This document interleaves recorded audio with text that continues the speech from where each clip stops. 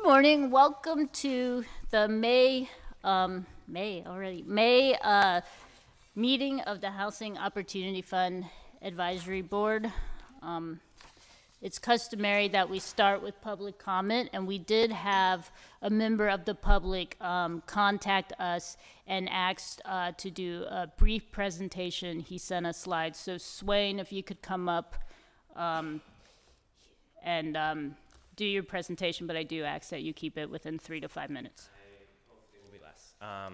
Thank you for making this opportunity available. Essentially, I'm here to try and advocate for increased funding in the Housing Stabilization Fund for eviction defense specifically. Whether or not you end up approving a project that actually funds eviction defense is a different issue. So right now, since this is the allocation period, hopefully we can get a bit more funding for eviction defense in the program. So briefly, eviction defense is actually a pretty sustainable and effective and affordable tool to stem the eviction crisis in Allegheny County and the city of Pittsburgh specifically here.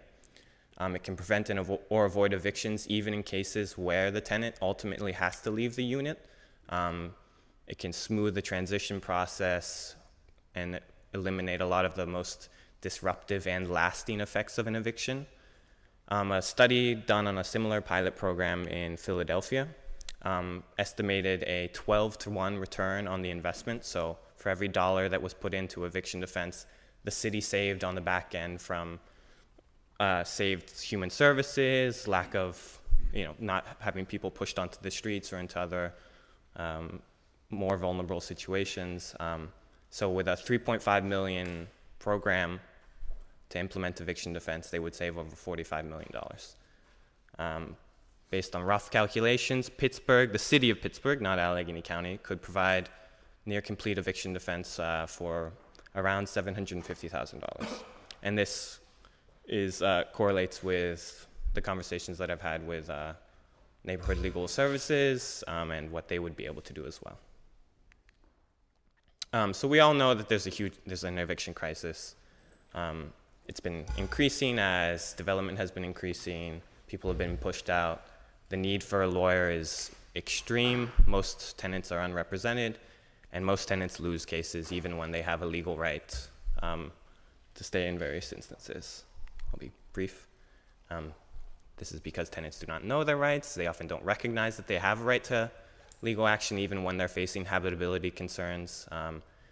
Tenants, when they do seek to enforce their rights, often do so counter to the actual procedures that are available to them, such as they withhold rent without actually doing it in the proper way, which can then lead to them being evicted later on, even though they had done nothing wrong. Eviction can be a devastating have a devastating and lasting impact on people's lives. You can lose your job, miss doctor's appointments. It leads to poor academic performance, etc., serious negative health outcomes, and it's has spiraling consequences because an eviction record leads to difficulties in finding future housing. It's extremely effective. Having a lawyer involved, not just in the court level, so not just at the magisterial level, but as early as possible in the procedure, just to kind of ease the negotiation process between a landlord and tenant and hopefully avoid court altogether. It's been proven to be quite useful. Again, the goal here is complete representation. So either extending the removal process as needed for tenants to be able to find different housing if that is actually the only possibility. It also increases the possibility of healthy settlements and allows tenants to properly engage with landlords, as I said. And interestingly enough, it's been shown in other cities to increase the overall habitability of the housing stock more generally, and in particular the affordable housing stock within a city, because landlords recognize that they won't be able to kind of neglect those requirements as they do in other instances where it's more difficult to enforce. It's also sustainable because you avoid the eviction record. And again, there's the habitability concerns that we were talking about. The current state of eviction defense in Allegheny County, not just the city, NLS, Neighborhood Legal Services, only had 4 full-time housing attorneys, and they only did appeals for people who received public support, so either in section without vouchers or in the housing authority, et cetera. They recently hired a lawyer and a social worker who has had a huge impact already. The grant that you all approved last, I guess, a couple of months ago, will also go towards this project where they did kind of more wraparound services. And yeah, we can see that the lawyer has represented people. The numbers all in here. I can share I already shared the presentation with Jessica, and I'm sure she can send it out to people as needed. And I've shared it with some of you. So again, extremely effective return on investment, $12 returned or saved for every one input. And this doesn't even include here we can see the chart here. That's just the internal circles. It doesn't even include community stability, improved community confidence in the justice system, exercising of tenants' rights, etc. And you can see the cost of providing representation in terms of scale right next to it.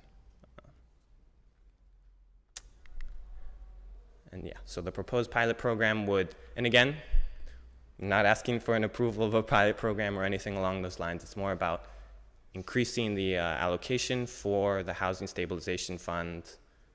And what happens after that is up to you all. If there's not a program that is brought forward, if there aren't people seeking grants, it can go to other things. So it's more about today, just looking for an increased allotment in that bucket. And that's it. Thank you so much. And if you have questions later. And next, Crystal Jennings. Good morning, y'all. Crystal Jennings here. I want to thank every one of the advisory board members that attended the celebration on Tuesday. I do believe we had a good turnout. I think we would have had a better turnout, though, if the rain didn't hit when it hit, because Jessica did have a couple phone calls and people texting me, emailing me, saying they couldn't make it due to the rain and them having to travel on the bus. But I definitely appreciate you all being there in support of the event. I also wanted to mention, because I'm looking at the agenda, so Melon Orchard South, I do have a little bit of involvement in that. They came to Penn Plaza Support and Action Coalition to help with the units, going to be 47 units, 37 of them affordable. So they're asking Penn Plaza to help them and getting criteria for the return residents of Penn Plaza site. So whatever they're asking for, you guys could talk it over, but I appreciate it if you can go ahead and pass that through so we can get moving on that. Thank you. Everybody have a great day. Those were the only 2 people that signed to say they wanted to do public comment. Does anyone else want to have public comment at this point? Okay, thank you. We'll move forward to roll call. And did I hear a beep on the phone? Yes, you did. Okay, hi, Richard. Okay, so calling roll. Lena Andrews. Here. Jamel Bay. Richard Butler. Here. Kyle Chinalopoli. Here.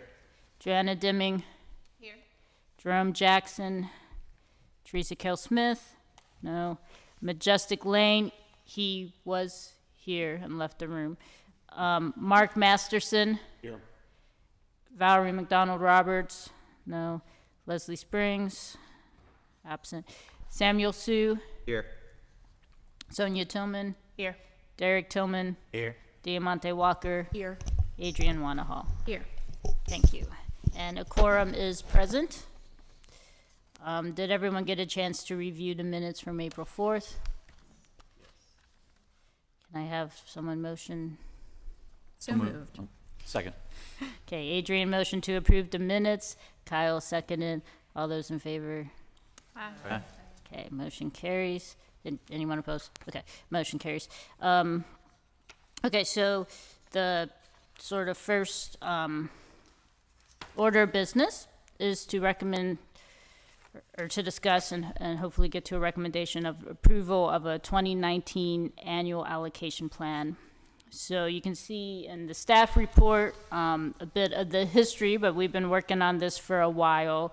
The HOF team led 5 public meetings for the 5 regions of the city, received input, shared all that input with the advisory board, and then we started meeting in March with working groups, and eventually came to the point where the advisory board drafted plans. We last month at the April meeting talked about something that was relatively close to the median of those plans, with a couple of edits that were done at the meeting, and then posted that version, which is what you see today, on the URA's website. And it has been on there for a month since the last meeting. And it was also shown publicly on Tuesday night. Jamie, can you come up and speak just a little bit to the number of folks that commented?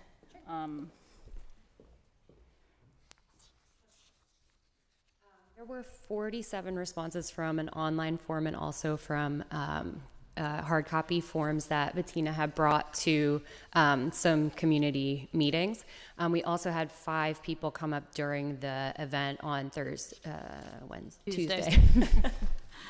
The event on Tuesday to either share their feedback verbally, which I took down for them, or to type some comments as well.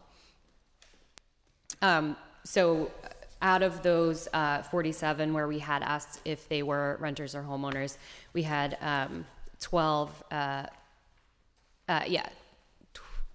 15 renters and 32 homeowners, so that's like 2 to 1.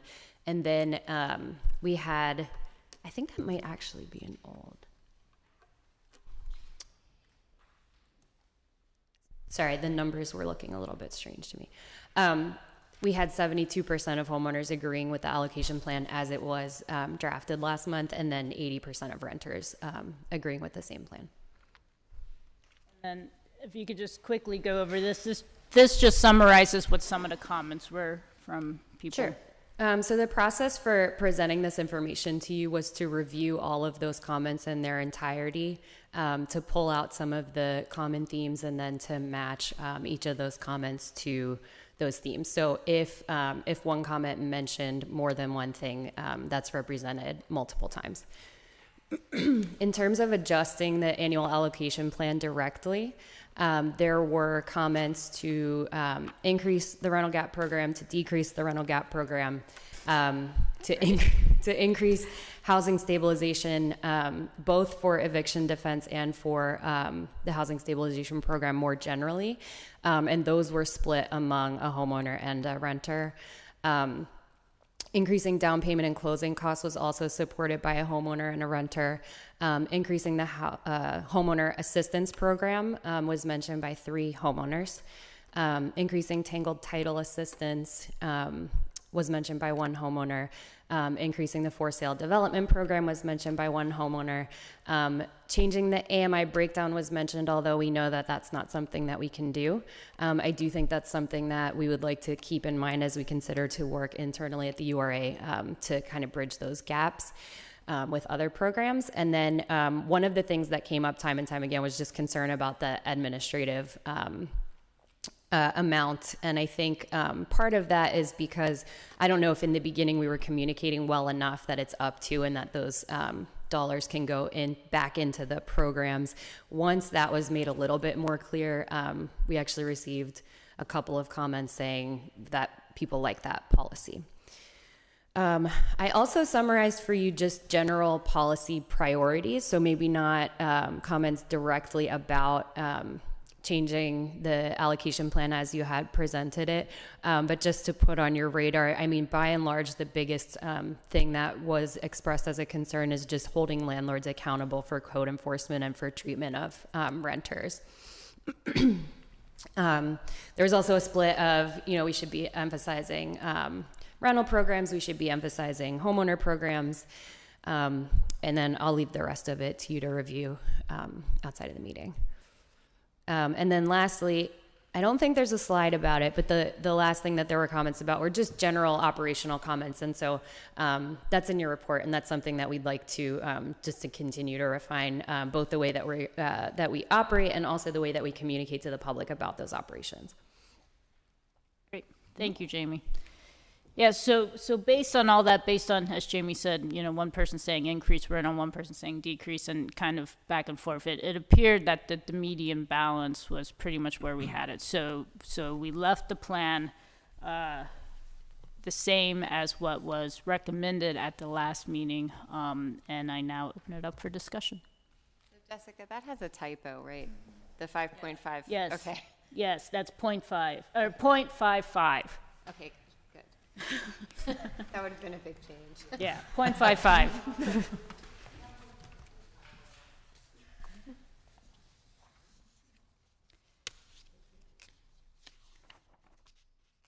What do folks think about the eviction prevention? I know it mentions some of the comments or 5 about landlord kind of having a little bit too much power and not necessarily maintaining the units. Would that be something? I know we did allocate some last year, but as we look for this year, we haven't singled anything out of the stabilization, but there's not a huge pot, to pull from. So since we didn't have a full year last year, would it be possible to use some from the administration? I know you guys haven't figured out the total amount for that. Here's, I really want to be in a position in one of the coming months, hopefully in June, to go over to administration with you. We're, now that we are about a month into the operation of some of the time-sensitive consumer loan programs, hopefully in a month we'll have a better idea of what that means on our inspector side and our legal side and so on and so forth, or maybe 2 months. And we're trying to figure out internally at the URA, all those people besides those of us that you see, how to track their time. So I can't really have that conversation until we see how many hours of time that those types of services are going to incur. Might be like a goodwill thing to just do a small portion of it. For what specifically are you asking for? For the eviction. For eviction prevention. So, just to kind of recap what we have in 2018, we have a contract, or we're in the process of entering into a contract that's been approved by this advisory board to Neighborhood Legal Services for $130,000, I think, for rental assistance, or for eviction prevention through the HSP program. That's what we have right now. Also, just reminding folks on the timing of this money. So if this committee comes to a vote today and the URA board follows next week, we will then be going to council. So the council approvals, can start at the end of May. So we'll be about the middle of June, with a final council approval, and then the funds can be transferred sometime thereafter to the URA. So we will be able to roll quickly into them. And I was talking to some of the providers through the housing stabilization program at the fair on Tuesday that were telling me, this is a new program, nobody knows, but their estimations of when they can spend the existing contracts they're going into with us is about 9 months. So we will have this 2019 funds prior to that. So of this 800,000 that's currently identified, if there appears to be a need for more eviction prevention, that's possible that when we issue the RFP for 2019, we can put that in there, since we'll still be spending 2018 funds for the providers, and then 2020, we're really supposed to do that allocation in the fall. So we're really operating on almost 6-month periods, kind of. Yeah, we did talk about finding additional providers if the current ones don't have capacity to get the funding out too, as another way to support more people. I think the demand's there. It's just a matter of how we're prioritizing the funds. Specific to the eviction defense conversation, to Swain's presentation, the 12-to-1, right? Like, so in Philadelphia, all of those savings accrue to Philadelphia government, right? Because there's a city and a county. Here, it's a little different in terms of the way that works. So I wonder if there's, a way to discuss maybe with the neighborhood legal, the county human services, county health department, et cetera, around, doing a pilot and a demonstration to sort of show if this investment's made, we're willing to put whatever it might be, 200, 250 to pilot it, And if you see savings, is this something that you can sort of sustain, right? Yeah, I don't think we would be the long-term funder Right. for something like So to the question, whether it's through HSP, whether it's through demonstration, I think there's a conversation that needs to happen beforehand, that we just sort of jump right in. To think about the sustainability of it going forward, right? So. Additionally, I think we need to have more discussion on that in general, the eviction prevention fund. Personally, not really a fan of it. I think it's going to have too many unintended consequences, and we may actually lose units as opposed to gaining units. So I just think it's something we need to have a lot more discussion about before even talk about going down that road. The other thing, just as a point of clarity, the $130K to neighborhood legal services, I thought that was directed for Tangle Title. They have two approved contracts with us, 130 for eviction prevention and 140 for Tangle Title. Okay. So just to make sure that we're not making decisions in a vacuum, there's been an eviction prevention task force that has been meeting for quite some time, and they also have an appetite for this and are looking at some funding mechanisms and models. So I would hate for us to not have that work incorporated into our conversation. So when, as Derek mentioned, we do put this on the table, I would suggest we would want to invite some of that work into the conversation so we can be very smart about leveraging funds.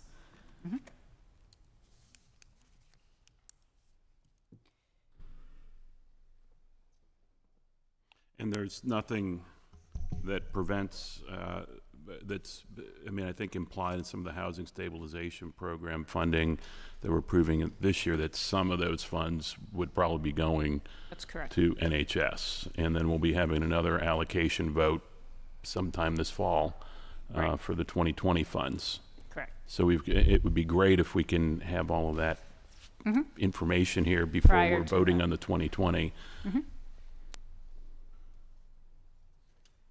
I mean, is that the general consensus of the advisory board on this topic? Okay. Okay. So I don't know if anyone has any other questions or comments about the rest of the plan, or someone wants to move for vote. I move to accept the allocation plan as presented. Second. Okay, so Sonia moved, Lena seconded. All those in favor? Aye. Anybody oppose or abstain? Okay, motion carries. Thank you. With, just for the record, with recognizing that it's 0.55 and not 5.5. I was going to say, did the mayor come through and throw an extra $5 million in? As reflected in the agenda. Okay, thank you. Okay, next. We have a rental gap program funding to review today, and Evan's going to come up and walk you through that. Oh, yes, conflicts. You leave the table, and you can sit with the, I know, it's, you leave the table and you can sit with the general public. Anyone that's had a conflict at all in the past for this allocation for the rental gap program needs to That is correct. take a seat. Okay. I'm recusing myself. Excuse me. Same. Okay, so Sonia, Lena, Mark, Derek, Sam. All have to, We were just abstaining. well, no, I think you have to recuse Conflicts yourself are and go recused. sit in the general public. So that leaves us with 1, 2, 3, 4, 5, 6. So we'll need at least 4 people for an affirmative vote. Okay. There's somebody on the phone. Oh, and Richard, 7. We still need 4 people for an affirmative vote. I'm here. Okay, thank you, Richard. Okay, go ahead. All right. Good morning. What we have before us today is a rental gap program request from Mellon's Orchard Housing LLC, which is a single-purpose entity that was created by Trek Development Group for a mixed-income multifamily development in East Liberty. This project is 47 units, 37 of which will be affordable, 10 will be market rate. It's kind of like a garden style, campus style development on what's currently 2 vacant parcels or parking lots in the Penn Circle area of East Liberty, adjacent to the new the Schoolhouse Electric building, formerly known as the Detectives Building. This will feature 25 one-bedroom apartments and 10 two-bedroom units in a 3-story walk-up building, and then there will also be 12 townhouses that will be live workspaces. This project is going to meet Enterprise Green Communities certifications and also include Energy Star appliances throughout, feature a green roof, as well as accommodations for those with mobility and sensory impairments. Trek Development is a for-profit developer, and as per the guidelines of the rental gap program, there must be a nonprofit applicant in partnership, and they have reached out to the Coalition of Organized Residents of East Liberty, CORE for short, and what they will be doing is assisting with Section 3 related activities for this project, such as identifying Section 3 job opportunities, marketing them, and then coordinating interview sessions between candidates and the developer themselves to hopefully fill these positions. Additionally, there will be a priority for occupancy given to eligible former Penn Plaza residents, which Crystal mentioned in the public comment as well. So this project is in its final stages of raising funds. The timeline to close is pretty imminent, probably in the next month or 2, from what we understand, and would be expected to be in operation around summer of 2020. So, like I said, 37 of the 47 total units will be affordable. The Housing Opportunity Fund will have deed restrictions on 24 of those units. 4 of the 24 units will be rented to households at or below 30% AMI, and 20 of the 24 units will be rented to households at or below 50% AMI. Of the 24 HOF deed restricted units, 17 will be 1-bedroom units and 7 will be 2-bedroom units. Looking a little bit at the terms of the loan, the requested amount from Mellon's Orchard LLC Trek was $690,000. The recommended amount is $690,000. Looking at the allocation of 30% and 50% funds that the 2018 budget has set aside, $240,000 of these funds, $40,000 will be taken from the 30% set aside, and $450,000 will be taken from the 50% set aside. This will be a 0% interest loan or a rate that's determined by the tax credit equity provider.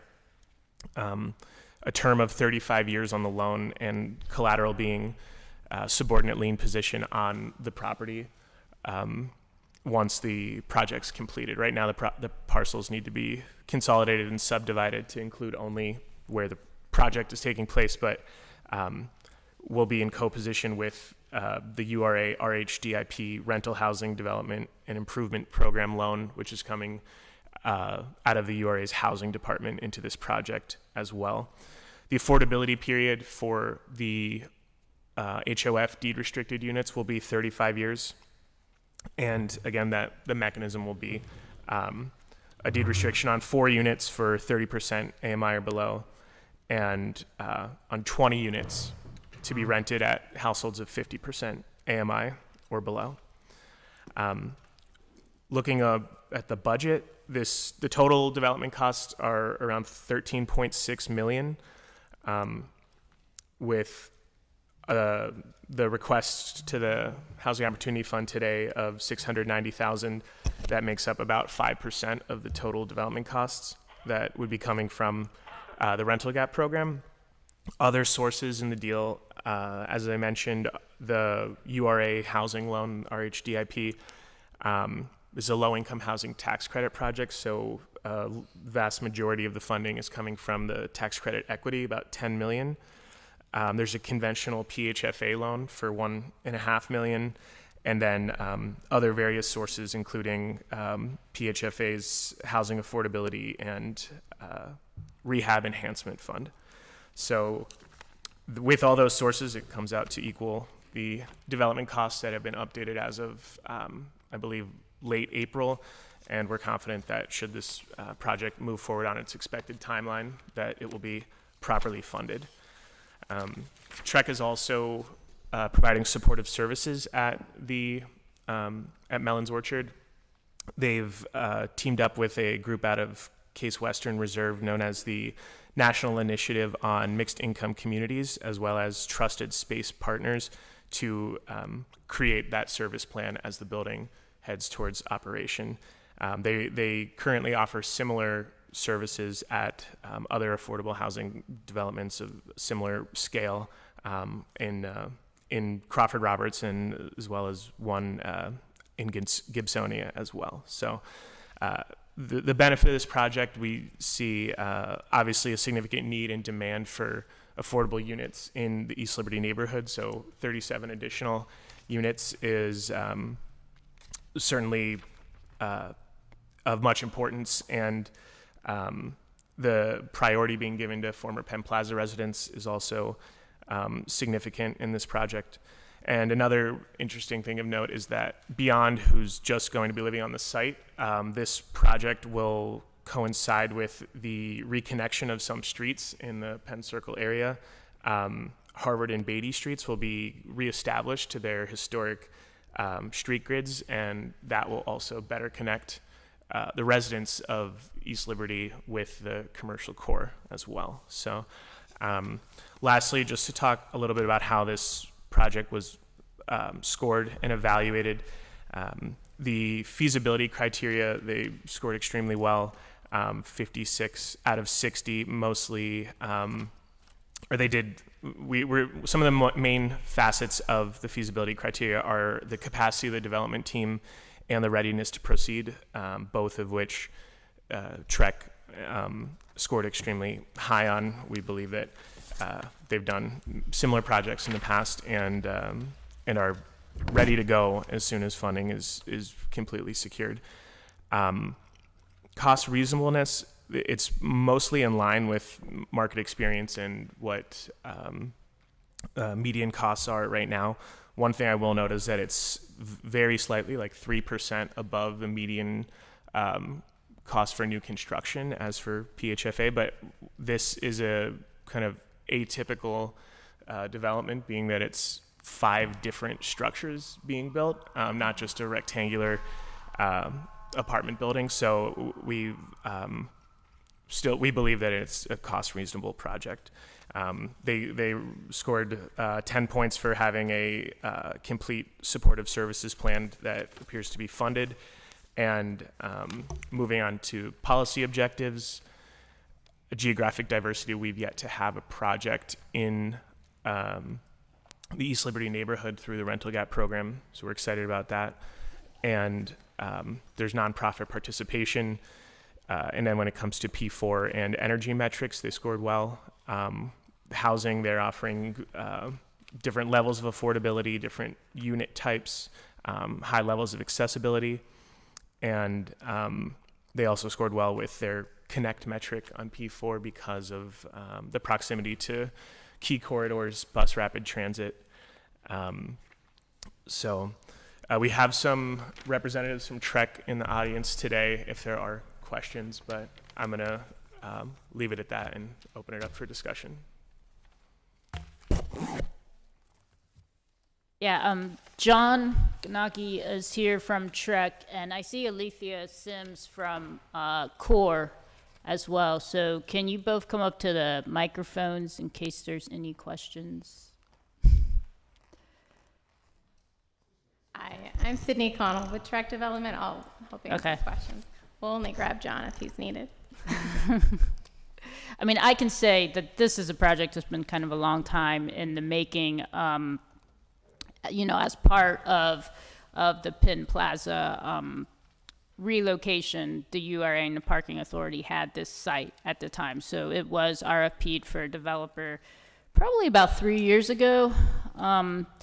And Trek Development was selected through an RFP process and has been working with the community ever since, and applying for tax credits and so on and so forth. And if the advisory board does approve this today, it most likely will close in a timely manner because it does have Pennsylvania Housing Finance Agency credits, and they will need to be placed in service, which means the units will need to be built and starting to be occupied by December of 2020.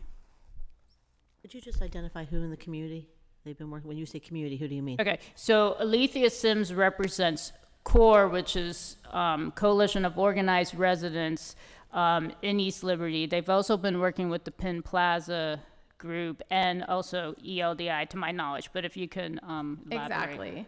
Those are the three, and we have support letters from all of them as well, which we can provide. But yeah, we're working with CORE for the Section 3. We're working with the Penn Plaza Support and Action Coalition on the placement of residents and kind of the prioritization, who gets chosen first and how that will be determined. And then ELDI is also just a supporting organization in general for the project. They don't have any specific role in this project. Well, that's good to know, but, yeah. But they have no role. Thank you. Correct. Also the Village Collaborative, they're very supportive as well. I have a question regarding MWBE outreach. Is CORE also handling MWBE, or is it just specific to Section 3 and Section 3 hiring?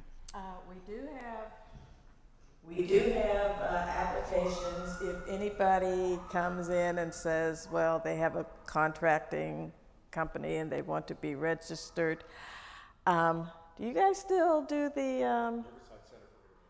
Okay. We'll have them. We'll get them started with the forms and then refer them to what Bob said. But we also, so Mystic Construction is our contractor, and they have extensive experience with this, and a lot of their subs qualify. So we have a plan that's pretty final for MWBE, and we're really confident we'll actually exceed the requirements for the URA's goals. Mm-hmm. Other questions? Okay, if there's no more questions, is there a motion? I wonder if there's any other gap funding that you've identified or applied for, because you're planning to close in a month, so. It's just the 1.5 from PHFA conventional loan, and then the 500,000 from FAIR, which is also PHFA. Trek is contributing back around 70,000 of developer fee to cover just the last little bit. That's about it.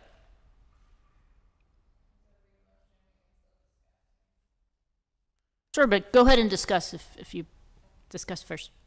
Well, I think one of the things we've been talking about when we talk about providing rental gap funding is making sure that we're not like supplanting other options, right? That they could go to the URA for a similar funding opportunity. So we had agreed that the funding would be used for additional units or to somehow get the project more deeply affordable. So can you get maybe more staff would speak to that, like how this is different and how it kind of... Yeah, so the funding that the URA traditionally has for these types of deals is the federal home dollars. And the last couple of years, the city's share has been home across the country, the number was reduced. So the city's share, of course, was reduced. So the city's share has been 1.6, 1.8 a year. So with the gaps in low-income housing tax credit deals, so generally speaking, most low-income housing tax credit deals are anywhere between like 35 and 50 units because that's when they hit the cap on credits at PHFA. So to fill those types of gaps,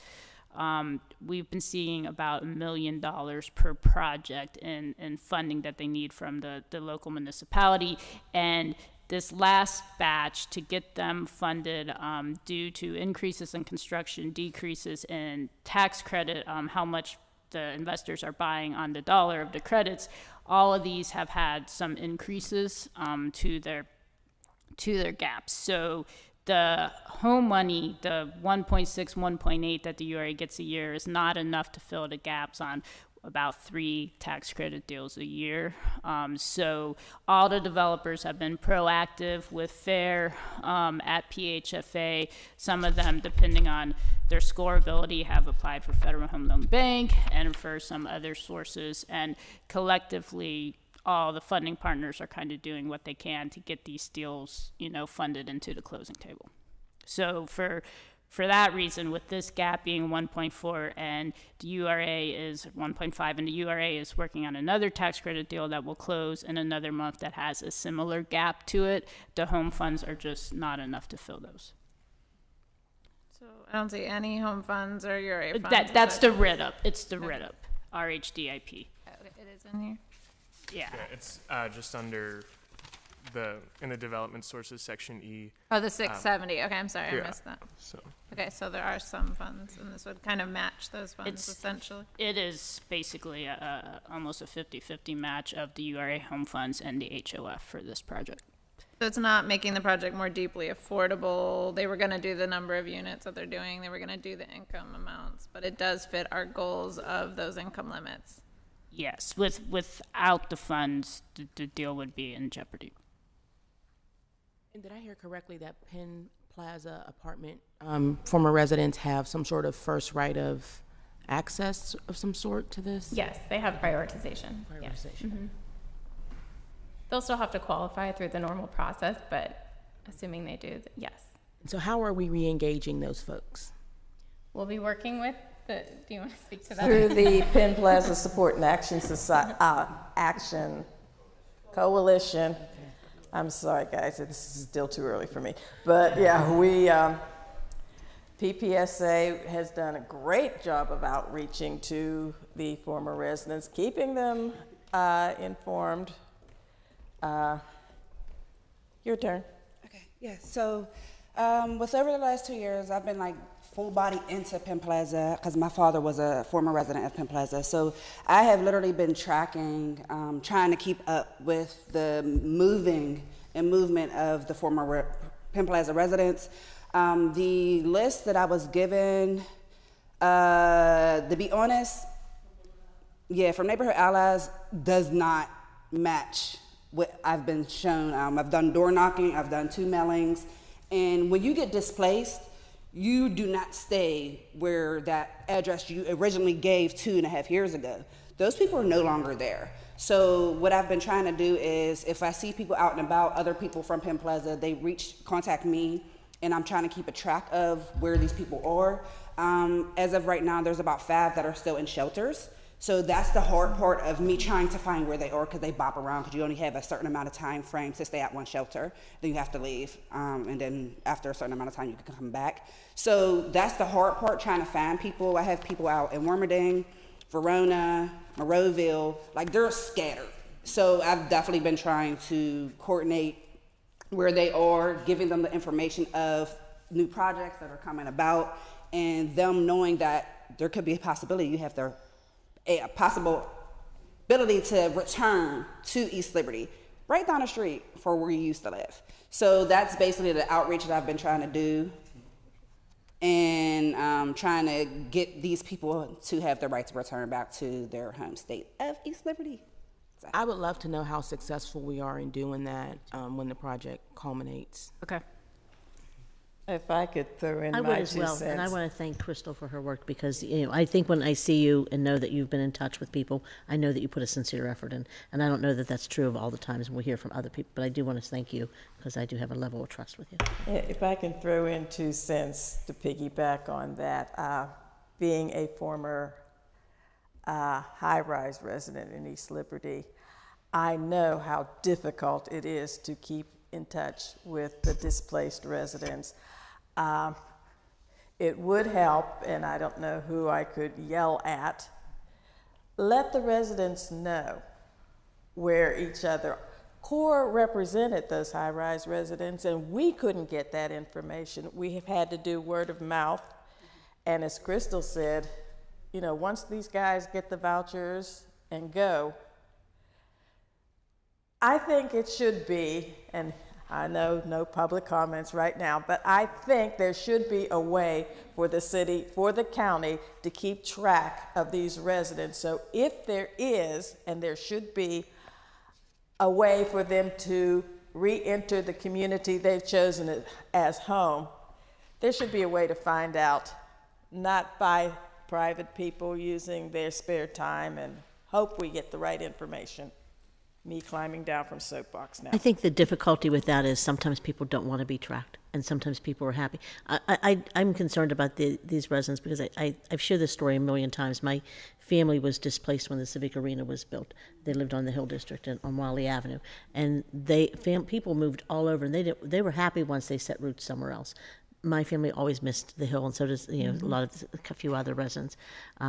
But that sometimes people are happy moving on with their lives, is what I would say.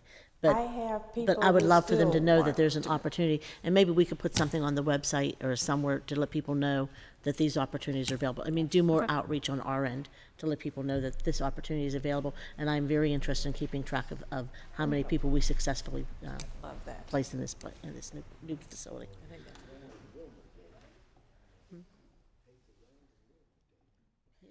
Jamil, speak in the microphone. I wasn't off the record. Sidebar. Any other questions or comments? Okay. Make a motion to approve the Mellons Orchard Housing request for HOF Rental Gap Program loan. Second that. Diamante motion, Jamil seconds. All those in favor? Aye.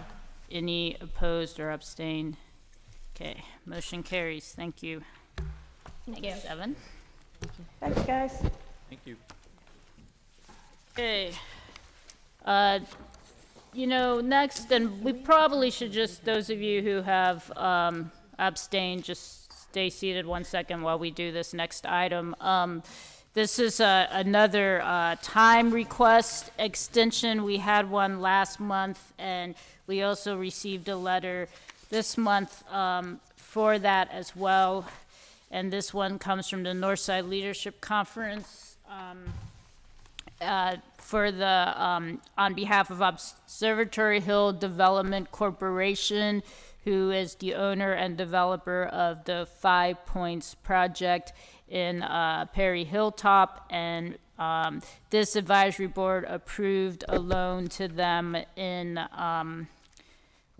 January, and it is expiring. The commitment is expiring May 31st. They have had some difficulty getting a contractor and a final construction bid, so they have requested that be extended until August 31st. And Mark Masterson is here. Mark, if you can, I do know the two of you apart. I apologize. Mark Fatla is here. Mark Masterson is also here, but Mark Fatla is here to speak specifically to this project. Mark, can you explain some of the delays? The upshot of it is we went out to bid and could not get realistic, or in some cases any, bids on MEP, mechanic, electrical, and plumbing. We had originally put it out with design build components for those elements. Subcontractors are so busy right now, what we learned, with all the construction activity going on, that they're simply not willing to put the time into a design build process when they're not assured that they'll get the contract. So they either don't bid, or they give you a ridiculous number that covers, any eventuality. So we punted. We said, all right, we'll do the interior selective demo to open up all the spaces we need to deal with. We put our MEP engineer on it with our architect, and we eliminated design build. We designed it all, spec'd it out, and the final plans and specs will be on my desk Friday, and we'll be able to go out to bid this month. But rather than sign a contract with what I felt were unrealistic numbers from subs, or and not having enough general contractors bid because some subs wouldn't do it. We figured we'll get more and more accurate bids by going this route. So that's why we've done it. It's cost savings measure. Took a little bit of time, but I think we'll get a better result. And it's a response to the reality of the real estate market right now. So I'm happy to answer any questions.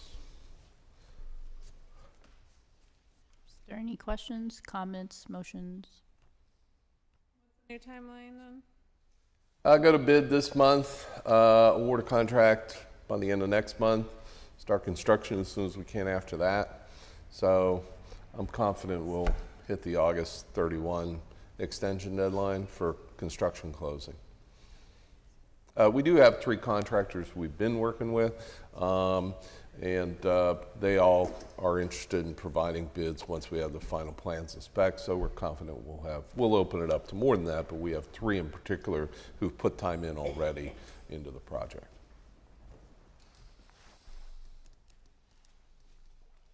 Thanks. Motion to approve extension request, Observatory Hill Development Corporation. Second. Joanna first, Kyle second. All those in favor? Aye. Abstain. Teresa abstains. Anybody else abstain or no? Okay, thank you. Motion carries. Thank you all. And next time she'll remember me, right? I think it was the I'm hat. sorry. You didn't have it on. Yeah, let's go with that. Okay. Let's see, where are we? Where's my agenda? Let's just look up here. Okay, so resource fair. Bettina, you want to give a summary of the resource fair? So again, I'd like to echo Crystal's sentiment in thanking all the advisory board members who attended and supported the event. Special thank you to Adrienne for speaking on behalf of HOF and the advisory board at the meeting as well.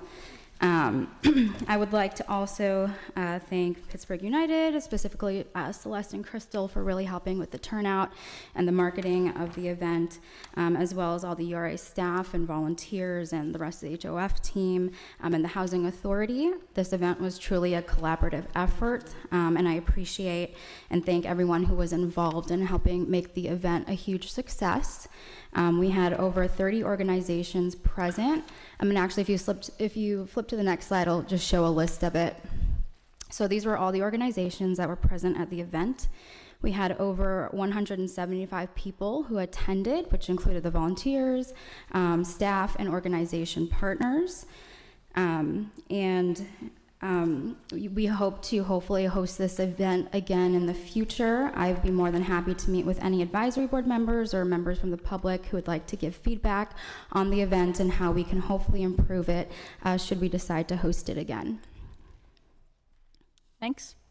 Any comments? Questions or comments? Thank you.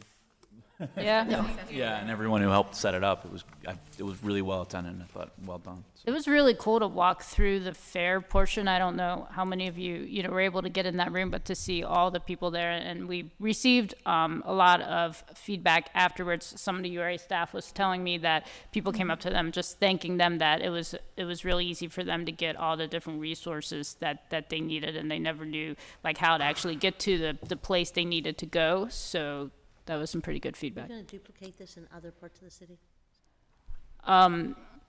Yeah, yes, we can talk about it. This was very time consuming and kind of expensive to put on, but that is with just a couple of points on that.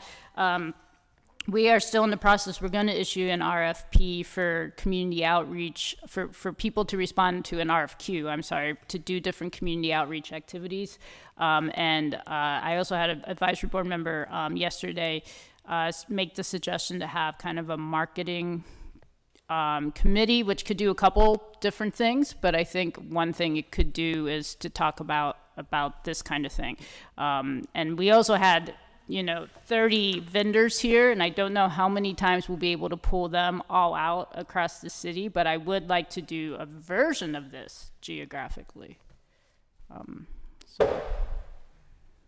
Would it be possible to like list the same list from the slide of all the partners and have like hyperlinks or something, you know, like if you Oh, yeah, so missed the people can fair have a and- direct link to their website. Yeah, maybe yeah. share that like a sheet with us or something. And one of the participants asked if the PowerPoint would be made available on the website. Yeah, we can So- add it to the URA website. And all of the PowerPoints that we did during the community feedback sessions with all the information and the history of HOF is also now available on our website.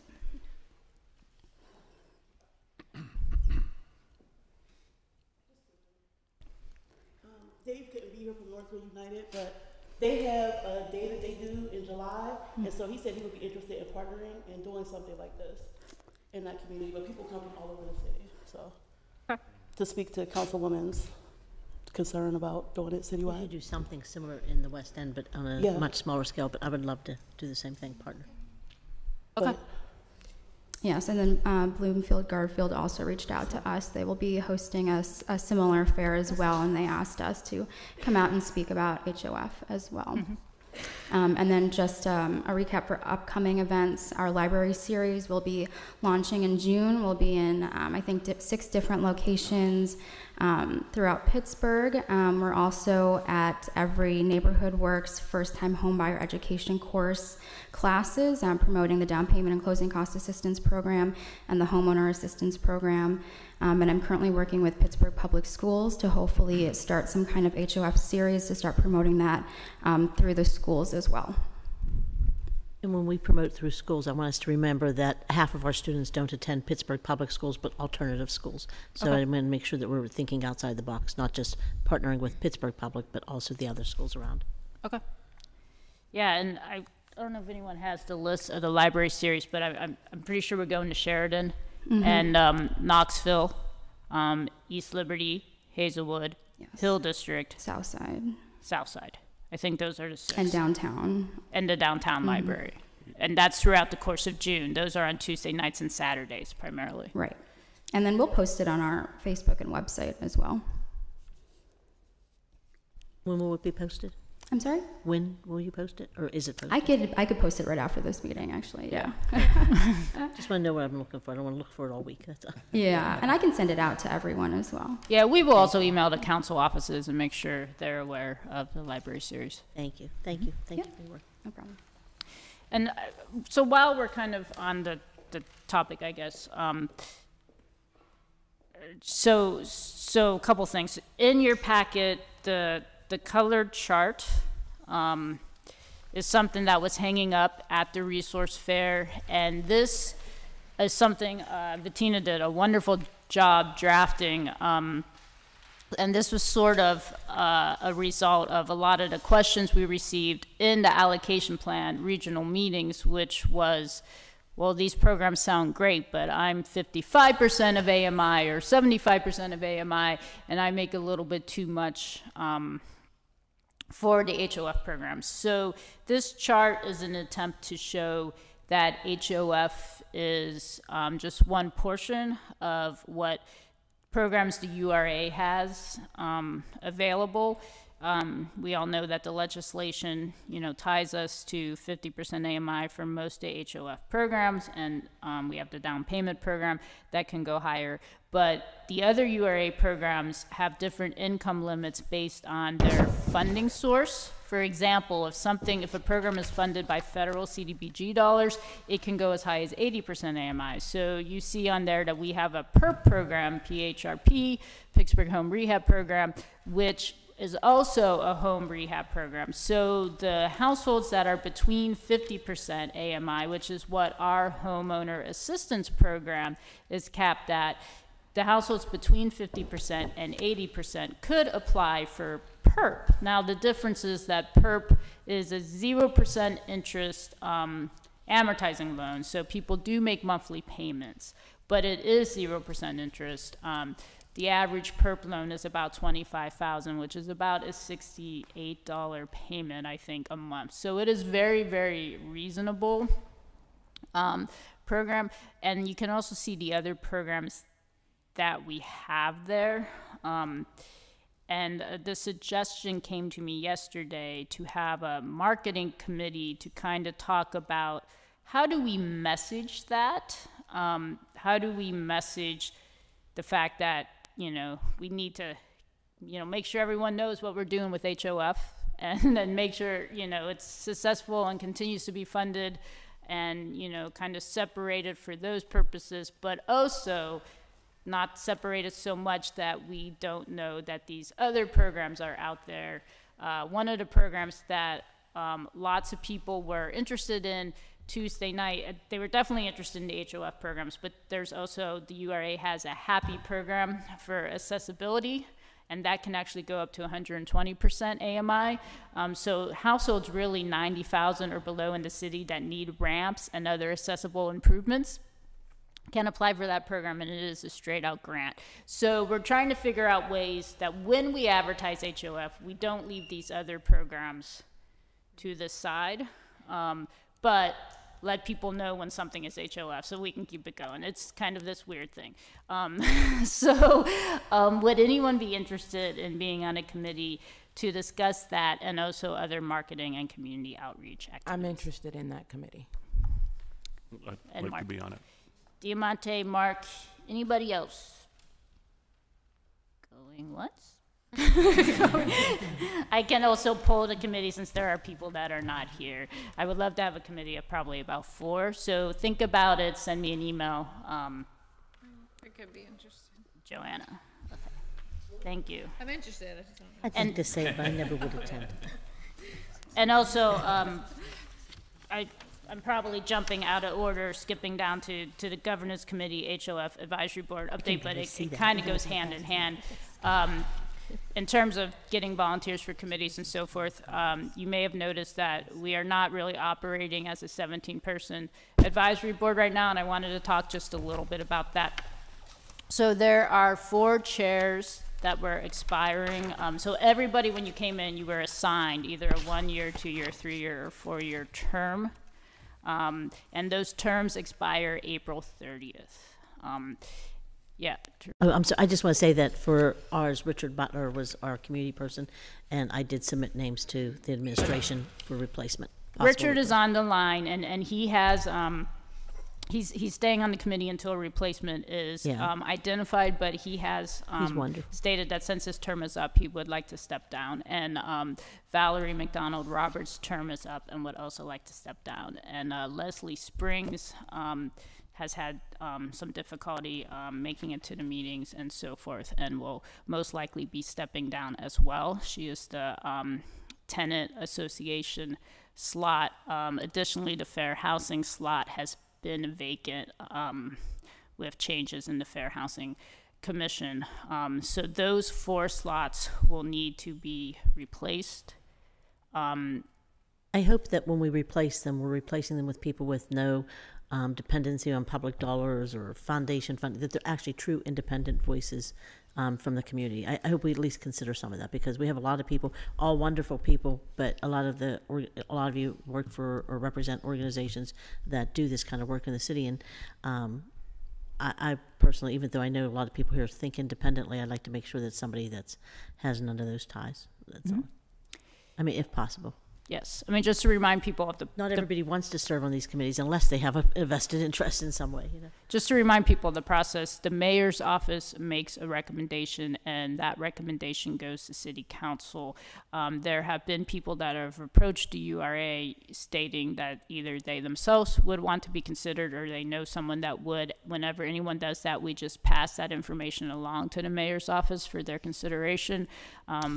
But the process is hopefully over the next month, those names will be recommended by the mayor to council. So I don't know if we will have people in place by the next meeting or not. Who's the 4th person? You said Valerie, Richard, Leslie.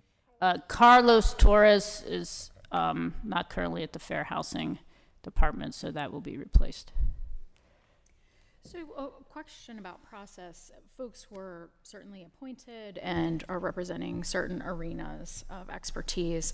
If we, say, had a sitting member that was leaving for another opportunity, do we have any flexibility if that member has been active, they're engage, they have 2 more years of their specific term, or are there any ways for us to make recommendations to keep a person on this particular committee if there would be changes in their status? I mean, it's legislated in the legislation it's pretty specific, and some of the seats specifically say you have to live and work in that geographic area or whatever. So I don't know the answer, other than the fact there's not like a contingency clause in the legislation. So in terms of committees and also the governance committee, I just wanted to state that that's sort of why we've been on hold with a nominating committee for a chair. I did put at your seats minutes from the meeting that the governance committee had on April 1st. Just as a recap, Mark, Adrian, Kyle, Diamante, and myself had a conference call regarding the process of creating really more, probably, I don't know if they're bylaws or regulations for the advisory board, and then also identifying what or how to go about the process of a chair. So you can see in the minutes that they suggested, which sounds like a really good suggestion, to have a nominating committee for the chair, and you can read in the minutes how that would function. Does anybody have any comments about that? Are we waiting until the new appointment? Yes, we're going to wait, and I just want to give everyone kind of a summary or an update, but we'll wait until the new appointments are in to create the nominating. I think when we're appointing people, we should keep that in mind too, that maybe somebody with the capacity to serve as a chair too might be somebody we should consider. Mm-hmm.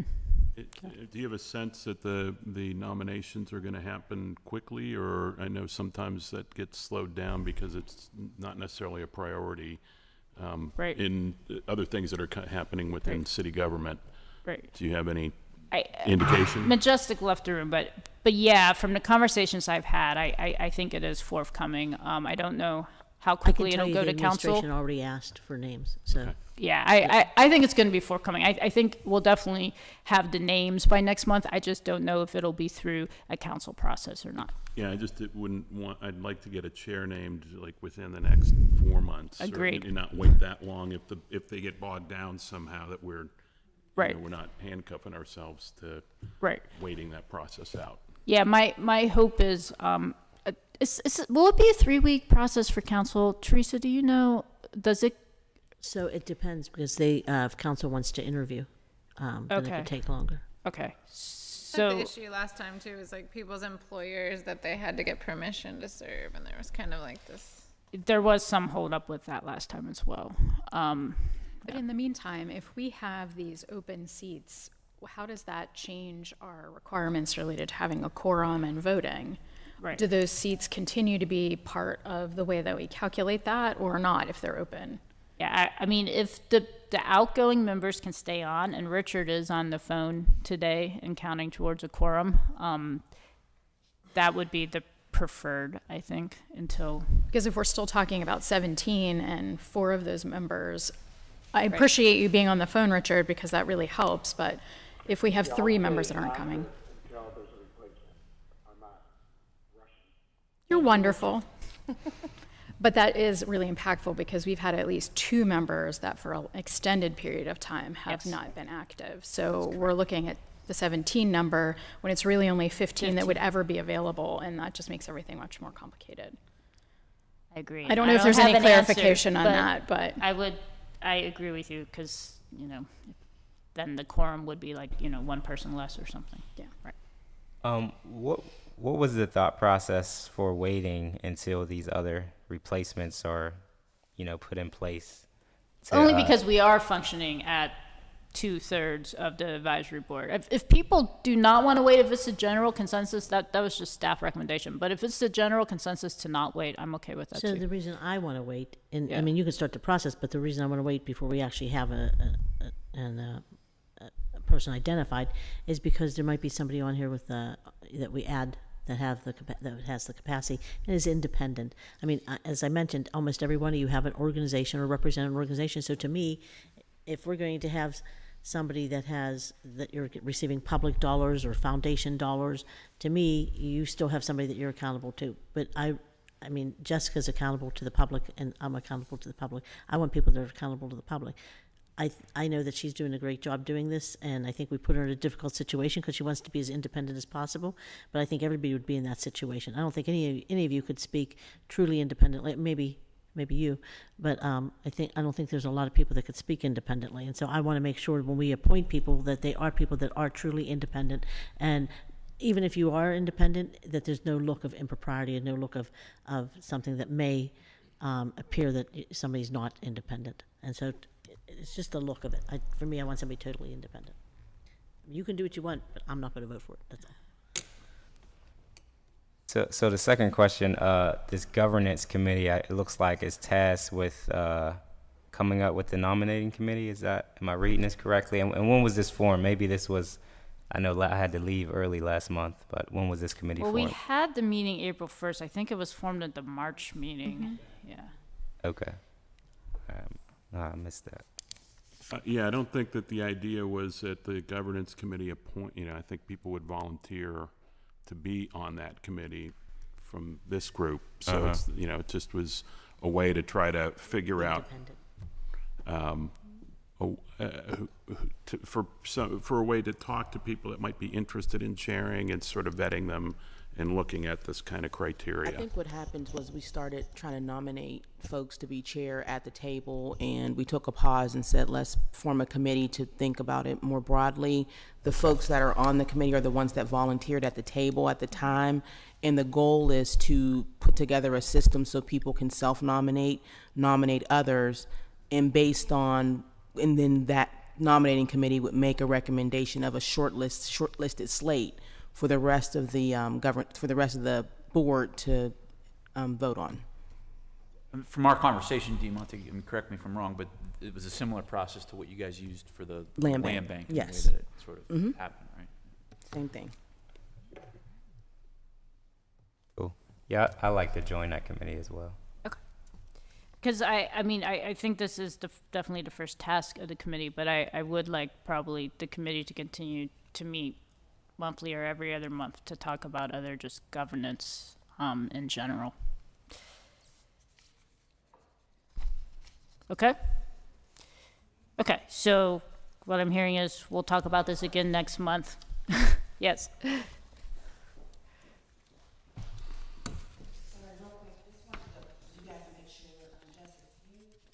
I don't know if we did that, but if you can pass around the recommendation form that our housing table has sent out, because there is a category for each of you. So that's why they're sitting here, because there's a category for those particular areas. So I just wanted to make sure that you were clear with that. And in regards, I know you said you wanted people to not, I guess, be tapping into the city money and things like that. But in regards to that category, if she can get a copy, or all of them can get a copy of. Okay, I'm not 100% certain what you're talking about, so see me afterwards. We'll email it to you soon after this. I know so what you The can. advisory board, you're talking about the description different of the things that we represent? Right, the areas that each person represents. Okay. And in I that category. don't know that doesn't need revised itself, because I think initially starting it, I think all those things were important, but I don't know that doesn't need revised. So I'm just going to say that. Okay. It's just an Excel sheet that we had done for our table to keep us straight on the advisory board members, their terms, so that we could be proactive about thinking about out in the community who we would like to see on the advisory board. So things like that. We had like concerns thinking about like the tenant spot because it hasn't been filled, maybe having an alternate because that's really like a real like person. Like Councilwoman is saying, like maybe having an alternate and making sure that that person is being prepped, making sure that person is really able to sit at the table and have a real voice. So just those things. Those were our concerns. Okay, thank you. Both so much. Thank you. Okay, so, yeah, do you have something, Joanna? Okay, so moving on, we skipped quarterly reports. So Jamie has been doing an awesome job keeping track of a lot of data, Jamie and Evan both. So Jamie, can you go through some of these slides?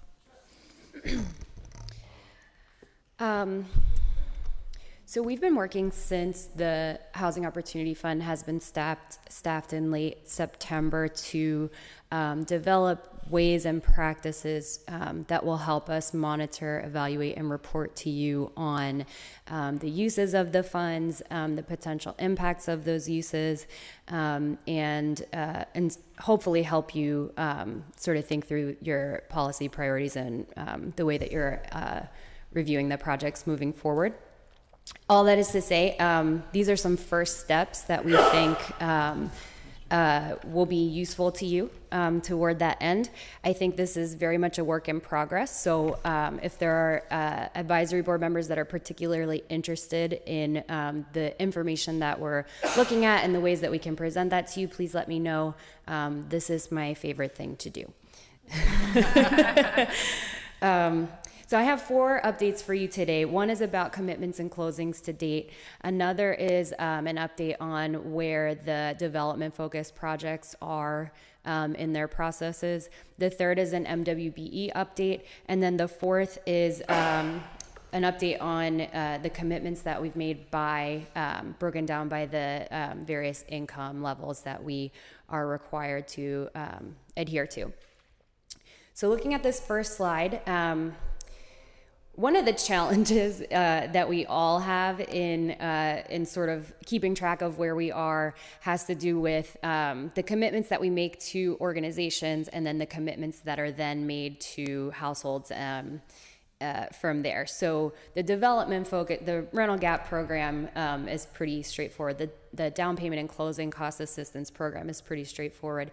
The homeowner assistance program and the housing stabilization program, we're looking for the best way to kind of break those pieces out for you. And then the for sale development, of course, being where it's at in terms of the contracts is still, I think, in the works. But what you can see here is that out of the $9 million that are allocated, we've had $8.99 million in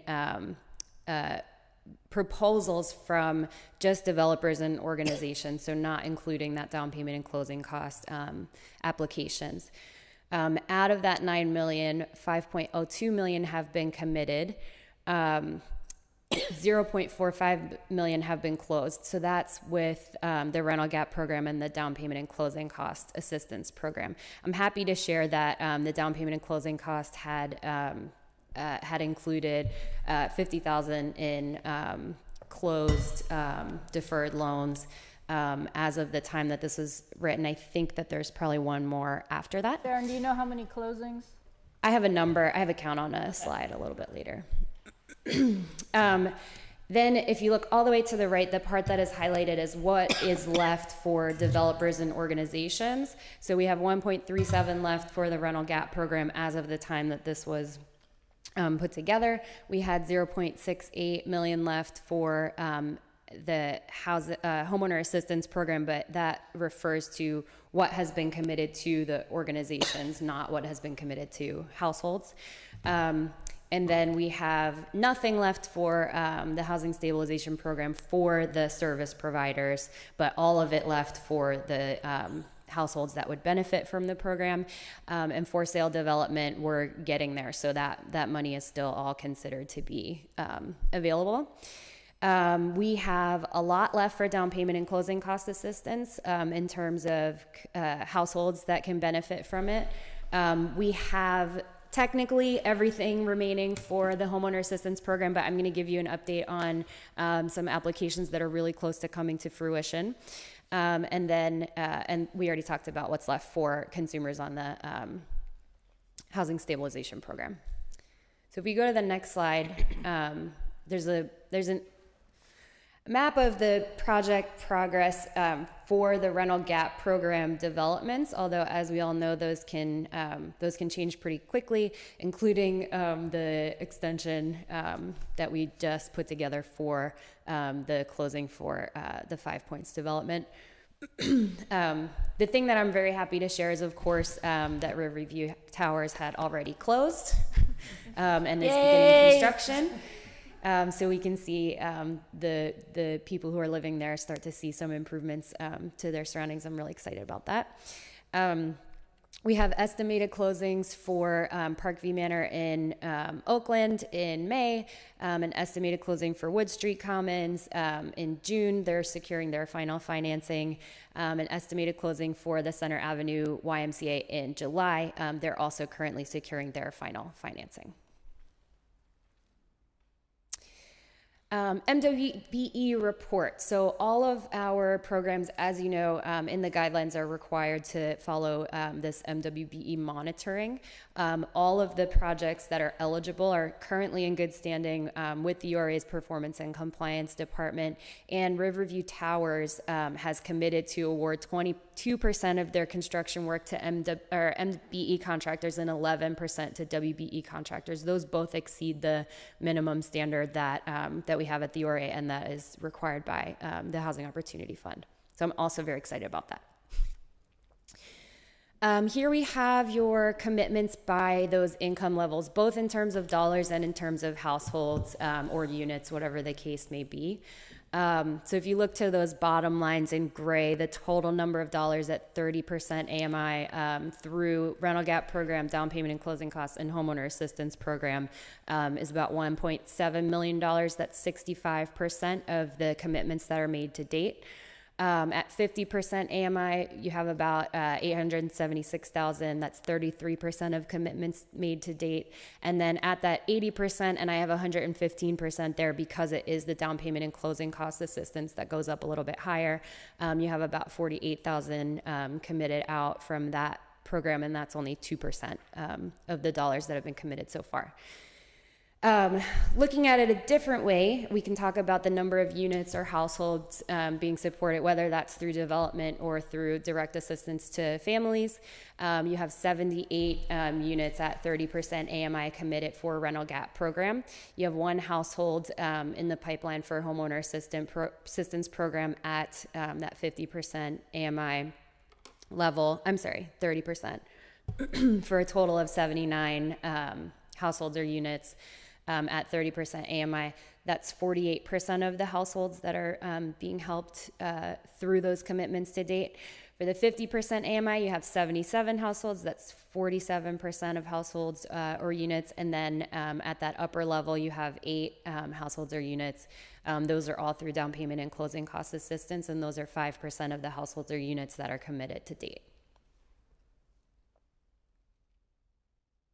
Questions or comments? It's great data. You know, that's a great. I was going to ask you about dollars versus households. Do we know? Is it possible to find number of people? As you know, I know that's drilling down to the next level. It might be a bridge too far, but you know that would also be. We can certainly find it for the consumer-facing programs, okay. And then on rental gap, Evan, is it number of people, or I know there's at least like bedroom counts. Yeah, so we could come at like a little bit of an estimate on the bedroom side. And it's going to be a compelling number as well. It'll be good to be talking about the impact that the fund's having. Okay. Yeah, and also add that this afternoon, Jamie and I are meeting with Jay Dorn from the Fair Housing Partnership, and also the secretary from HUD coming in from Philadelphia regarding fair housing, and figuring out what to track in that regard as well in terms of demographic data and other fair housing data. Yeah, and on that note, I resisted the urge to talk about this because I could talk about it all day, but you know, since we've been staffed, we have been doing a lot of research and analysis and trying to think about ways that you can be proactive and strategic once we're finished on the catch up for allocations, to look at what do we mean by a lot of the values that are expressed in the legislation and that have been expressed by all of you in the public since we've been in operation.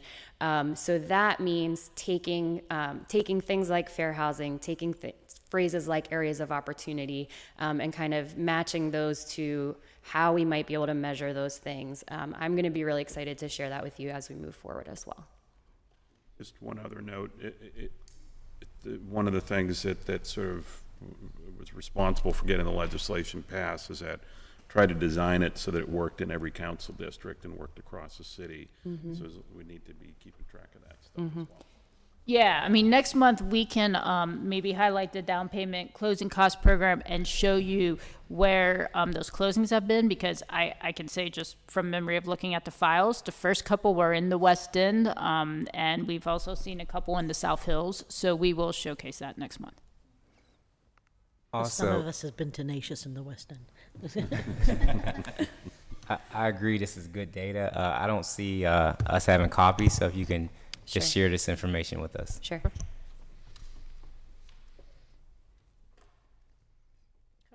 Thank you. Can I ask a question about the homeowner? It's not necessarily for you, Jamie, but I've asked it before. But with the homeowners, we have them apply through the URA.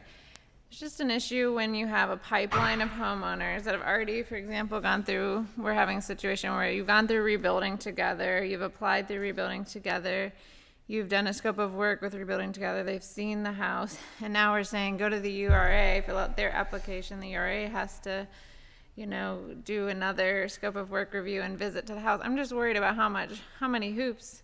I mean, people that we've been working with for over a year because they've been waiting for funding and Yeah, if we could simplify the process. Yeah, like if they're in the pipeline, we ask people about a pipeline, and I think it's one thing to have a list of names. It's another thing to, like, they applied, they think they know what's going to be worked on. Even just to skip the application hoop. We have to have an application for documentation, but there is a place in the application for them to put if they have been working with any of the 6 program administrators already.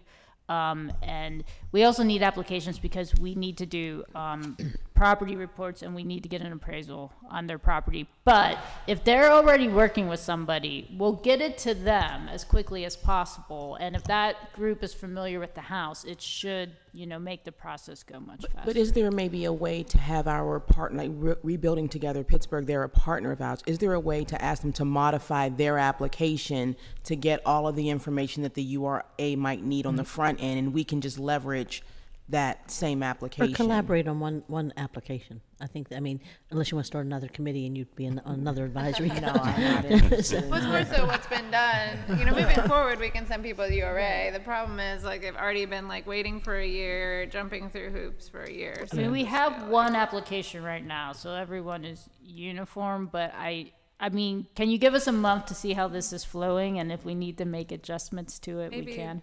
Yeah. I think you're right, because I think the process, you know, for anybody, it's overwhelming, especially when you have to have this kind of help. It's even humbling even to get help. You know, When to then go we're from- adding the 30-year and then we're thing, which adding wasn't all these there, different things. I think you're right, and I mean, I hear what you're saying to give it a chance, but I want to, and maybe in the meantime, we can start thinking of ways we can look at that process and simplify it a little bit. And I mean, for me, I think that, you know, I keep saying this over and over, I'd like to see us collaborate a little bit more with our magistrates, because a lot of times people are in housing court for things they just simply cannot afford.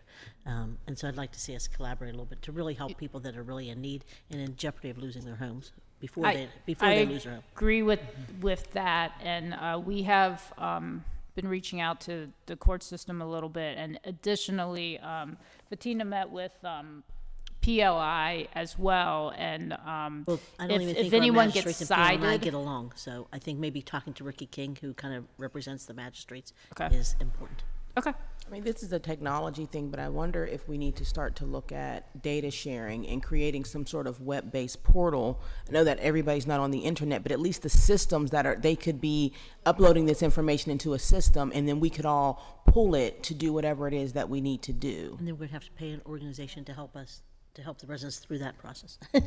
No, I don't think so. I think that it's something that could live at the URA, and we need paper because we need the data points. If the data points live centrally and we can tap into it, it's going to reduce the amount that homeowners need to provide over and over and over again. So if they give it to Rebuilding Together Pittsburgh, Rebuilding Together Pittsburgh, but put it into the system, it's like, well, now you want to go to the URA. The URA only needs these 3 things to get you through their process, not the same thing you already provided. That's what I feel like Rebuilding could fill out the URA application, ask the Yes. homeowner for, like, whatever's missing from that. Yeah. Okay. we will work this out over the next couple of months. And I will say, the very thing Diamante talked about is what we've been talking about regarding the housing stabilization program, the one with the emergency rental assistance. We are trying to figure out, we just to give you an update on that, Jamie, Vatina, and I met with the Urban League for half a day and started to understand their systems. And Jamie and Vatina are going to look at the other providers and understand their systems and figure out a way for that program, if there can be a unified system. Because we also want to make sure people aren't going to one provider and then going to another provider the next week or whatever. So we are trying to figure that out for HSP. Once we get that figured out for HSP, if we need to duplicate it for HAP, you know, we can. Maybe Innovation and Performance at the city could do some sort of whiteboarding session with us to think about it, because they're building tools that are supposed to be more efficient for city residents. Let's just use what we already have in our ecosystem. And it's not a new conversation for the home repair providers. They've been talking about a single application and stuff, and it's through the help initiative. What was it originally called? The only other comment I will say though is I think the home providers are a little bit torn on this particular concept, this idea, just because they also, this 30,000 program is very different than a lot of the programs they run, which is like 5,000, 8,000, sort of more emergency repair. And so I know at least 2 of them have told me they actually wanted a separate application so that they could keep it separate from all their other programs. So, okay. Yeah, but I just want us to put ourselves in the people's shoes. I mean, what would it feel like to have to go through this repeatedly? And it's humbling going through it once, but having to go through it over and over again. I just want us to keep them. I don't care what's convenient for the organization. I care what's convenient for the people. Agreed. We will definitely keep tabs and continue to report about how this is flowing. This is not on the agenda, but Evan, can you come up real fast? We had the responses were due for the FSDP. This is the for sale development program, and just as a recap, we issued an RFP with the URA for their neighborhood stabilization program at the same time. We just got them back on Friday, which is why nothing is here for approval today, but we did want to give you an update on what we did receive. Yeah, so they were due Friday, and we have 9 different organizations that responded, representing 15 different city neighborhoods. As Jessica mentioned, the RFP was put out with the NSP program, which is being run out of the URA on behalf of the city. So some of the responses were for both, like the respondent is looking for FSDP funding from the HOF and NSP funding, or they're okay with either funding source. So it's like that 1.9 million is, it's pretty close to accurate, but it's sometimes, or it's a little bit difficult to tell exactly what somebody is looking for. But there was 1.25 million allocated for this program. About 38 properties that came in through the RFP process that are looking for potentially FSDP funding. So we'll spend the next month vetting those proposals, and also in conjunction with the NSP program, so that we can kind of figure out how this whole picture sort of looks. There's $2 million available through the NSP program. So that will be forthcoming. Right, and that number does not include the ones that specifically just said NSP. Right? Yeah, there were some of those, yeah. So that number includes the proposals that said FSDP or said both. So what we want to do is go through them over the next couple weeks and figure out, you know, since there is more funding availability in NSP, how many of those that said both could potentially go in NSP. Once we have an idea of that, depending on what's remaining for FSDP, I may email the advisory board and see if anyone wants to put together a really quick review committee like we did for HSP, Housing Stabilization Program, for you to look over those with us. But we just want to get a better idea of the total before I ask for your time commitment on that, because we might be, you know, close to the same dollar amount. So is the Housing Opportunity Fund staff administering the NSP portion versus the URA's standard housing department? Like, is this being no, so kinda, but not really. Okay. It happened together. Yeah, the RFP went out together. The responses are together. So I think right now we'll be working with some staff in housing, like looking at all of them. Okay. And then I think once awards are made, we'll kind of like go our separate ways because the programs are different. But I mean, that's also one reason why we haven't been able to give an administrative report to you yet, because we are trying. I mean, so some of Evan's time was technically spent on NSP and not HOF. But moving forward, we don't know how. I mean, it's really easy to try to say let's keep HOF completely separate, even from a staffing. But in practicality, it doesn't always work that way. So that's sort of the other reason why we haven't been able to make that report yet. But you are structuring NSP similarly to how the Housing Opportunity Fund dollars are, with an RFP. It went out via the same application. Okay. I like it. I support it. So how we actually administer it, like which houses does Evan work on versus, you know, someone else, we don't know yet, but that's what we're trying to I'm more figure so talking about approach and compliance oversight versus who's doing what. So. So this, from my understanding, this is the first program that actually officially combined, you know, an existing URA program. So can you give us a high-level overview of the NSP program, and then two, give a basic example of how the two might work together? Sure. Well, so FSDP supports new or rehab units. NSP, the main difference is that those units have to be abandoned or foreclosed at the time of award. The income limits for FSDP are up to 80%, I believe. I think we go up to 80 on that program. Yeah, we do. NSP can go as high as, I believe, 120. So those projects look a little bit different as well there. But they also, 25% of NSP has to go to 50% AMI. Yeah, there is a... There are nuances. But otherwise, and this is kind of why we were able to go out with one RFP, was they're relatively similar in kind of the type of project that they're going to try to fund. So our idea was to put them out together. Some organizations might identify from the get-go which program works for them. NSP also has a geographic requirement too. It's only in 5 different areas throughout the city, whereas the HOF program is citywide. So some groups knew what they were going to fit into, then they were free to explicitly say that. Others honestly might be fine with either. Like the terms are relatively similar. The affordability periods might be a little bit different, but by and large, they're like interest rates, if it was going to be a loan, things of that nature are, and the other requirements like MWBE, that they're going to apply to either program. So they were similar enough that we felt comfortable kind of moving them forward together.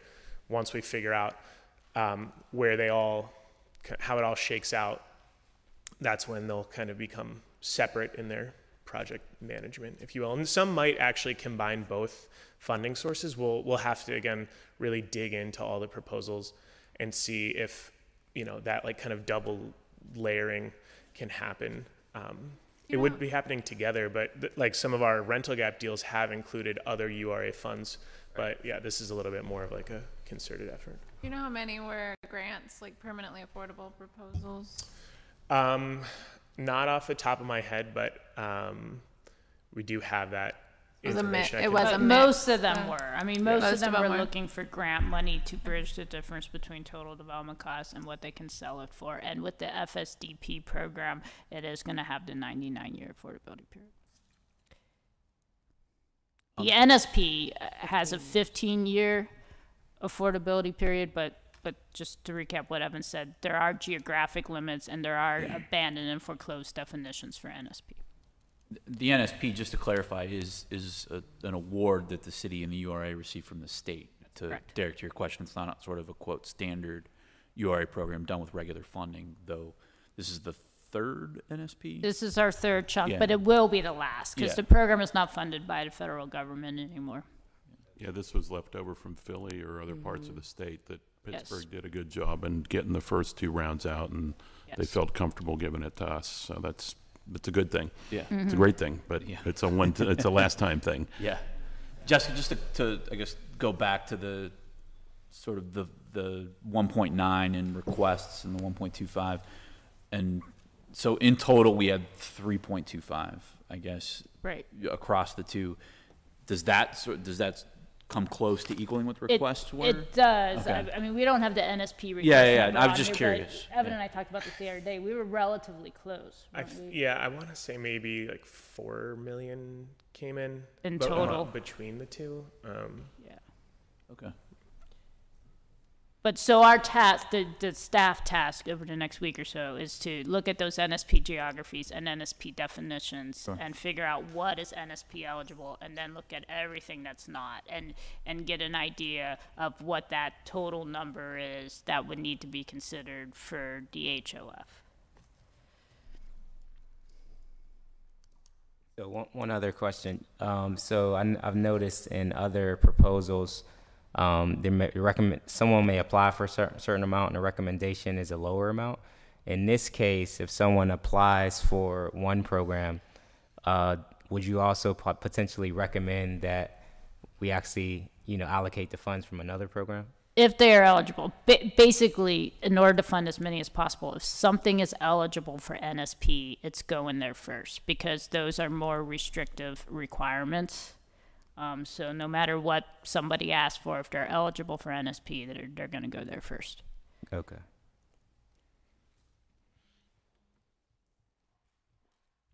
Thanks.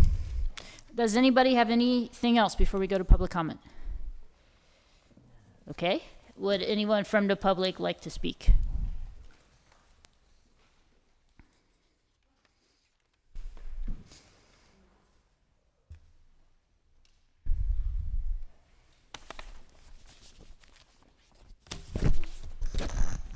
I just wanted to quickly say how happy we were with working with Bettina and with working on the event on April 30th. How we text banked, Crystal door knocked, and working with Bettina, I thought that was like the ultimate manifestation of people talking, all of the authorities, everyone working together. So we hope to see more of that. And also, my housing campaign table was thinking about having Nora Lichtash and Michael Anderson, if people remember them from Philly, and Michael Anderson nationally, to hopefully come and address the advisory board. We were also thinking about how the advisory board interfaces with the URA board, and maybe having a session together doing that. So that's just something that we've been thinking about. I know, Jessica, we have to talk more about availability and rates and things like that. So just the communication piece, I think it really works well when everyone's talking. When we went to Philly, the Housing Authority went with us, CDCs, Bob and Jessica, and I thought it was really effective. So we've been kind of zooming out and looking at best practices for trust funds, and we're hoping that we can talk about that more maybe next month and into the summer. So that's all I have to say. Great. Thank you. Real quick, happy birthday, Diamante. Oh, thank you. Happy birthday! And I had stepped out at the beginning of the conversation of Bettina, I guess, presenting how the event went. But again, thank you all for coming. And I just wanted to hear how the ones that did show up, how you guys thought it went, like your feedback a little bit real quick before we leave. So I felt like the outreach approach was sort of to take people by the elbow and bring them there, and that's what I really appreciated. I saw people that are sometimes disconnected from these systems in the room, and I felt like the information that was presented was practical and digestible, and it was a respectful presentation of where everybody is, regardless, and that's what housing should be about. It shouldn't be about income. It should be about everybody has a right to live in this city and have a good quality of life. So I just want to commend everybody who participated in bringing that together. So congratulations, Crystal, Vithina, Jessica, and everybody who participated. It was great. Thanks. Thank you. I know I saw some more of y'all faces there. Yeah, Adrian's presentation was great. Yeah. We were given some props before the meeting. I was just saying I thought it went really well, and Adrian did a great job presenting, and along with the other folks, I thought it was nice to honor some people and have their family there too, especially Valerie. And my one concern was the sound for the presentation, just the space. It looked beautiful, but it was kind of hard to hear. But yeah, it was cool. Yeah, I was there as a board member, but we were also there as a service provider, and I think we were able to reach a lot of new people for some of our programs, so that's great for Action Housing. And I'm really glad you had childcare and food. I think that actually makes an enormous difference in turnout and in happiness of your attendees, so, so thank you. Yeah, the service providers, a lot of them expressed that they were super happy they participated, and they did talk to lots and lots of people. Awesome. I think it was expensive, but the social returns on investment are sometimes what we have to look at, not just the dollar amount on, you know, on the account. So that investment I think is very important. And I had people reaching out to me saying I went and I felt like it was, you know, a really good event. So outside of the practitioner bubble, it was good to see that. Yeah, it was just nice talking to the folks that were there, and it was like a different slice from some of the other outreach meetings that we've had. So that's what I appreciated about it. And you wouldn't, I'm sure you noticed on Jamie's slide, it was about 50-50 in terms of renters and homeowners. And the vendors that were there were about 50-50 in terms of homeowner products and rental products. So, yeah. Well done, everyone. Thanks. Oh, one thing I forgot to mention that I was thinking about is celebrating the victories of the House Opportunity Fund, kind of bringing in the narratives of folks who are getting their houses closed on as we move along, people that are getting their houses fixed, and people that are getting, you know, help that would like to share that. So I don't know, I know there's been talk of like press conferences and like some sort of thing like that. So I think it's really, really powerful and important to celebrate. Absolutely. Bettina has talked to a couple of the folks that have closed down payments, and we were trying to find some people willing to do press conferences with us, but she has gotten some great stories from folks too that we're going to start publicizing as well. That was going to be my my recommendation. Not everybody wants to be in front of a camera, right? But they wouldn't mind sharing their voice, their story, or in a quote. picture, Right. something like that. So that might suit better. Yep. All right, thanks, guys. That's it. Thanks. Anybody else? If there is no other business, we'll adjourn.